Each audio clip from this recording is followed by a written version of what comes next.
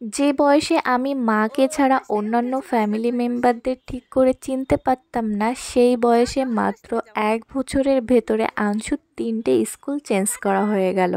Hello guys, welcome back to my channel. কেমন আছো তোমরা সবাই? নিশ্চয়ই ভালো আছো, আর আমি তো সব সময় ভালো থাকি। সো আজকে আমি আংশুকে নিয়ে চলে এসেছি আংশুর নিউ প্লে স্কুলে। আংশু সবে 3 বছরে পা দিল, আর এই 3 বছরের ভেতর ওর টোটাল 3টে স্কুল চেঞ্জ করা হয়ে গেছে। আমি হয়তো বা এই বয়সে স্কুলে যেতাম না, আর ঠিক করে কাউকে চিনতামও না। যাই হোক, এখনকার বাচ্চারা খুব অ্যাডভান্স আর অনেক অ্যাক্টিভ।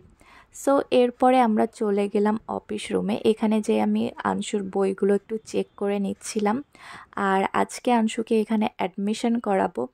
এই স্কুলের অ্যাডমিশনের রুলসটা আমার খুব ভালো লাগলো। সো ফার্স্টে এই কৃষ্ণনগর অ্যাডামাস কিডস স্কুলে 1 মাস ফ্রি ক্লাস করানো হয়। যে বাচ্চা এই 1 মাসের ভেতরে অ্যাডজাস্ট করতে পারছে কি পারছে না, বাট সিট বুকিংয়ের জন্য সামান্য কিছু পে করতে হয়, লাইক 500, 1000, 2000, যার যেটা ইচ্ছা। 1 মাস পরে বাচ্চা যদি অ্যাডজাস্ট না হয় তাহলে চাইলে স্কুল চেঞ্জ করা যাবে, আর যে টাকাটা সিট বুকিংয়ের জন্য পে করা হয়েছিল সেটা ওরা ব্যাক দিয়ে দেবে।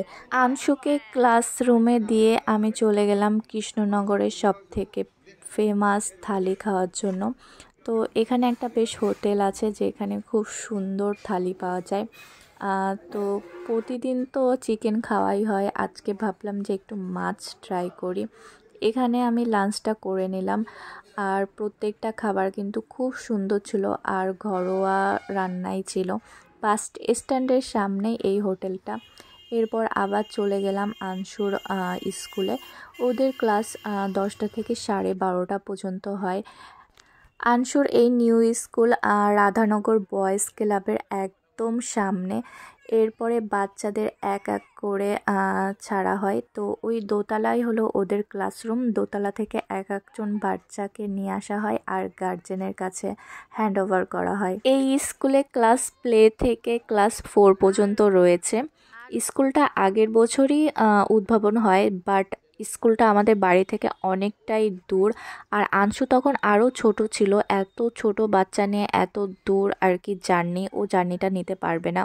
যদিও আমরা 1 মাস দেখব যে ও জার্নিটা নিতে পারছে কি পারছে না। যদি না পড়ে তাহলে স্কুল চেঞ্জ করা ছাড়া কোনো ওয়ে নেই। কিডস স্কুলে পড়ার বেশ কিছু সুবিধাও রয়েছে, কারণ কি ওরা হাই স্কুলে উঠবে তখন ওরা ইজি অ্যাডামাস স্কুলে চান্স পেয়ে যাবে, কিংবা যখন ওরা কলেজে উঠবে তখন ওরা ইউনিভার্সিটিতেও একটা আলাদা কোটা পেয়ে যাবে।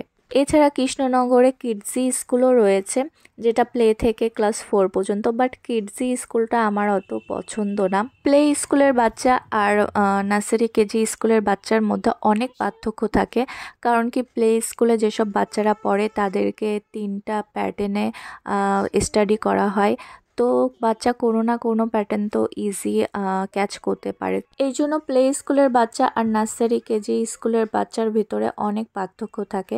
সো গাইজ, আজকের ভিডিওটা আমি এখানেই শেষ করছি। তোমাদের কেমন লাগলো আজকের ভিডিওটা অবশ্যই কিন্তু কমেন্টে জানিও, আর ভালো লাগলে লাইক আর শেয়ার করে দিও।